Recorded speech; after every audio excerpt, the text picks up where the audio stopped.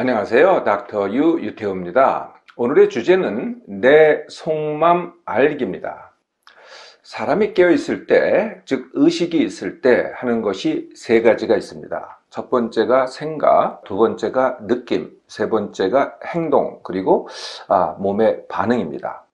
느낌이라는 것은 이제 또 세 가지가 있죠.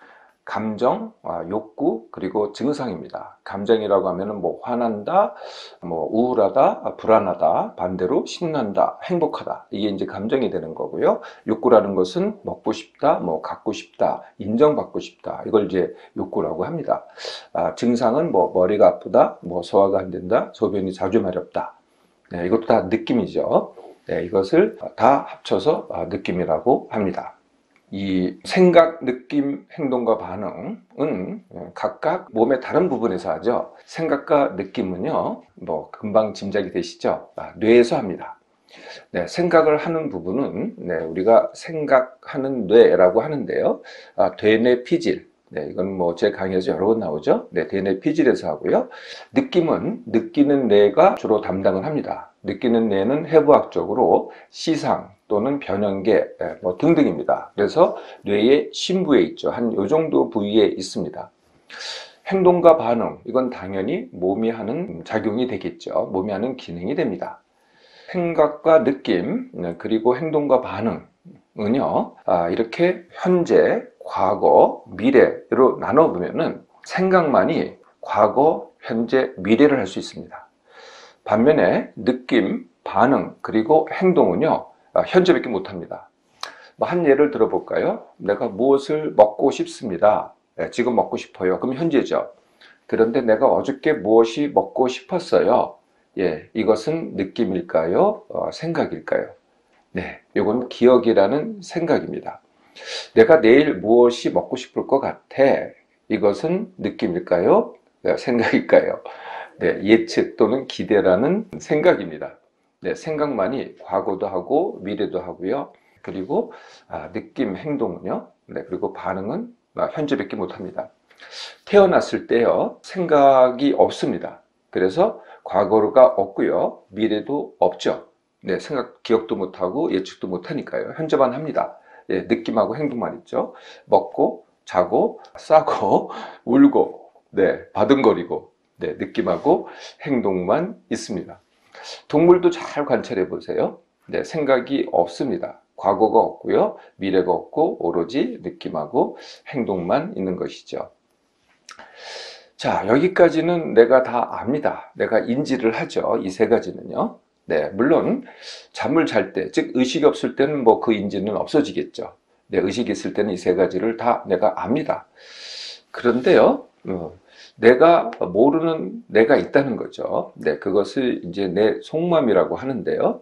이 속마음이 드러납니다. 나는 인지하지 못하지만은 이게 드러나거든요. 어떻게 드러나냐면은 내가 원치 않는 생각이 반복적으로 일어납니다. 나는 원치 않아요. 그런 생각하기를 원치 않거든요. 근데 그럼에도 불구하고 계속 반복적으로 일어나는 거죠. 내가 원치 않는 느낌, 그게 불안이 됐던, 우울이 됐던, 아니면 화가 됐던, 아니면은 먹고 싶은 욕구가 됐던, 이런 욕구들이 갖고 싶은, 인정받고 싶은 욕구가 됐던, 이것이 끊임없이 반복적으로 내가 원치도 않는데, 이유도 없는데 자꾸 일어납니다. 네, 그럴 만한 이유가 없는데 자꾸 일어나는 것이죠. 나도 모르게 어떤 행동을 합니다. 네, 우리가 그런 말 많이 하죠. 나도 모르게 뭘 먹었다든지, 나도 모르게 졸았다든지, 나도 모르게 뭘 훔쳤다든지, 네, 이런 말을 종종 하잖아요. 그 나도 모르게가 바로 내 속마음이 시키는 거죠. 네, 이렇게 드러나는 것이 내 속마음입니다. 내 속마음은 몸의 기능일까요? 뇌의 기능일까요? 쉽게 짐작하시겠지만 뇌의 기능이고요. 왜 이름이 속마음이겠어요? 네, 감춰져 있기 때문에 속마음입니다. 그래서 위치는요, 아까 제가 말씀드린 생각하는 뇌, 그리고 느끼는 뇌 중에서 느끼는 뇌의 사실은 거기에 기능입니다. 이게 꼭 감춰져 있는 것이죠. 네, 이러한 내 속마음은요, 어떻게 형성이 될까요? 이게 또 본능이라고 얘기할 수도 있고, 그게 일부가 있는 거죠. 사실은 그런데 후천적으로 형성되기 시작합니다. 네, 그래서 내가 했던 경험, 내가 하고 있는 기억, 내가 현재 사물을 보는 또는 사람을 보는 관점, 내가 어떤 것을 믿고 있다면 내 믿음, 내가 무엇을 판단한다고 하면 그 판단, 내가 사물 또는 상황에 대해서 얼마나 감수성이 강하냐, 뭐 이런 등등에 의해서 내 속마음이 나도 모르게 자꾸 만들어지는 것이죠.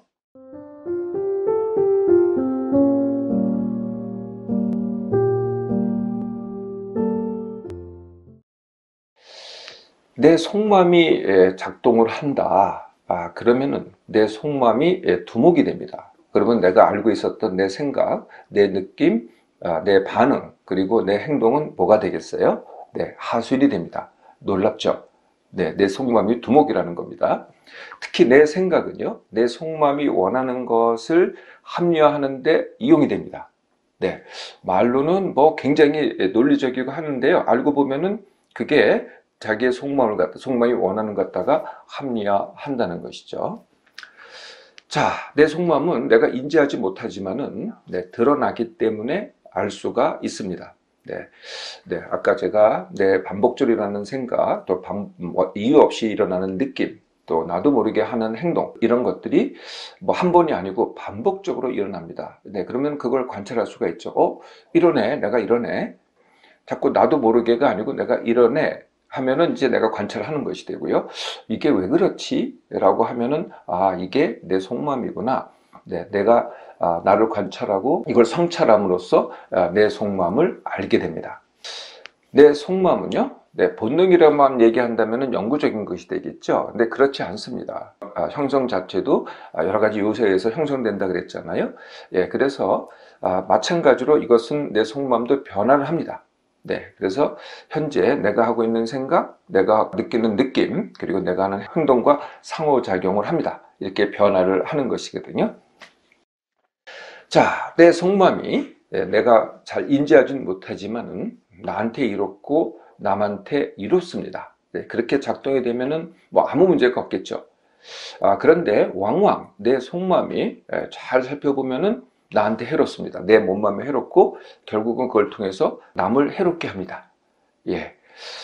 그 대표적인 예가요, 회피와 의존입니다. 회피라는 것은 내가 현실에 뭔가를 부담스럽게 느껴요. 그러면은 나도 모르게 자꾸 그걸 회피하려고 그래요. 그 회피를 회피하려고 그러고, 회피를 하게 되면 어떻게 되겠어요? 나는 제자리에 있거나 뒤로 가겠죠. 퇴보를 하겠죠. 이 회피를 가능하게 하는 게 의존입니다. 그래서 회피와 의존이 가장 나와 남을 해롭게 하는 가장 흔한 내 속마음의 예가 됩니다. 많이 이렇게 볼 수가 있게 되는 것이죠. 자, 만약에 내 속마음이 나를 해롭게 하고 남을 해롭게 한다. 그러면은 내 속마음을 사실은 훈련에 의해서 새롭게 만들 수가 있습니다. 어떻게 새롭게요? 당연히 나에게 또는 남에게 이롭게 하기를 할 수가 있는 것이죠. 이게 어떻게 가능하냐? 속마음 자체는 내가 인지하지도 못하는데, 아까 제가 나머지 부분, 다른 요소들하고 상호작용한다 그랬잖아요. 이 다른 요소들을 훈련함으로써 그 상호작용을 통해서 이게 바뀌게 되는 것이죠. 훈련에 의해서. 자, 그러면은 내 속마음 나를 이롭게 하기를 시작해 볼까요? 그 첫 번째는 당연히 내 속마음 받아들이기죠. 내 속마음을 받아들이지 않는다는 것은 이제 탓을 하는 겁니다. 무슨 탓? 제일 흔한 탓이 남 탓이죠.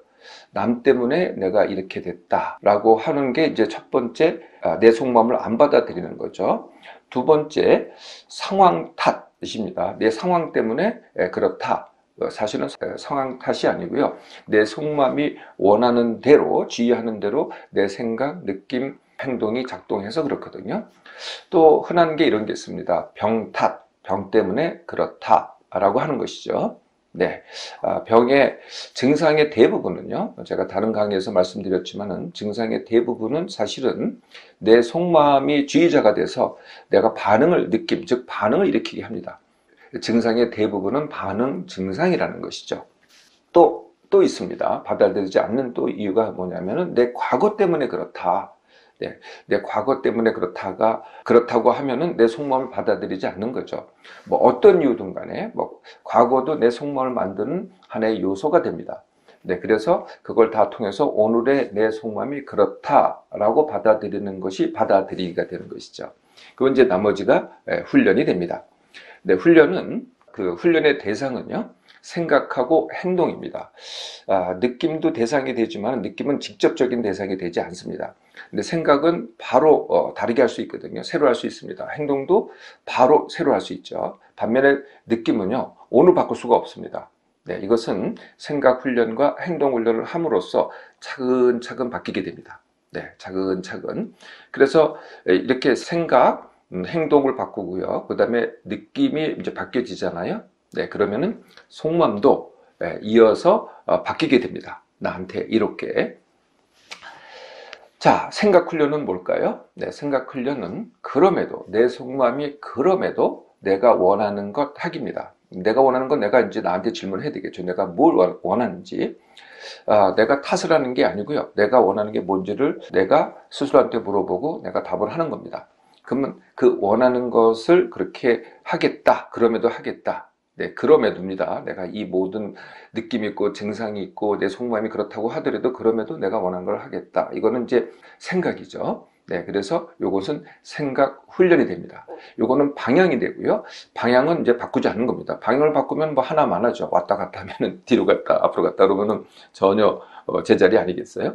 네, 그래서 네, 방향을 정하고요. 그럼 이제 그 다음이 훈련이 되는데 훈련은 전부 다 행동입니다. 행동은요, 오늘 새로 하루만 회복입니다.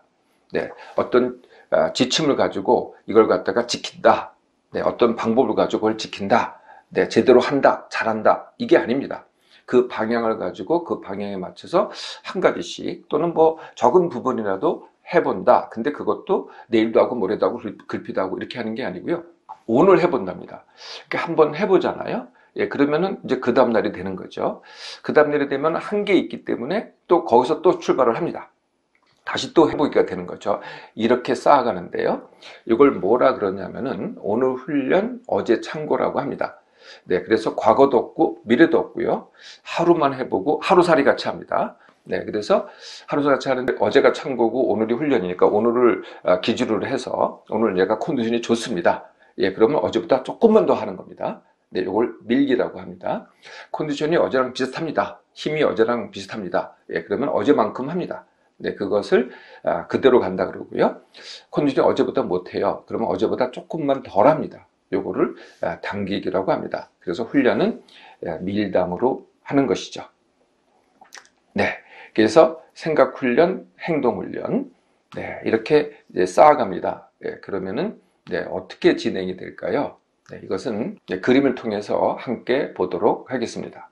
네, 훈련은요, 처음에는 정말 지지부진합니다. 네, 지지부진하고요. 이렇게 진행이 됩니다. 그런데 훈련은요, 반드시 행동이기 때문에요. 네, 생각만 안 받고 같은 방향이 된다면 반드시 이렇게 쌓여갑니다. 그러다가 그 쌓인 게 모이잖아요. 나중에는 가속도가 붙습니다. 굉장히 빨리 진행되죠. 네. 그래서 처음에 뭐 조금 해보고 안 된다고 할 필요가 없습니다. 어차피 그 방향이니까요. 네. 그리고 이 진행 자체도요, 뭐 이렇게 말끔하게 진행되지가 않고요. 이렇게 진행이 됩니다. 왔다 갔다 하죠. 그런데 방향이 안 바뀌는 겁니다. 네. 끝까지 될 때까지 하는 거거든요. 그러면 엄청나게 긴 시간 같잖아요. 네, 그렇지 않습니다. 네, 어떤 것들은요, 보통은 다 2주 만에 끝나고요. 예, 상당 대부분의 것들은요 3개월이면은 훈련이 다 끝나게 됩니다.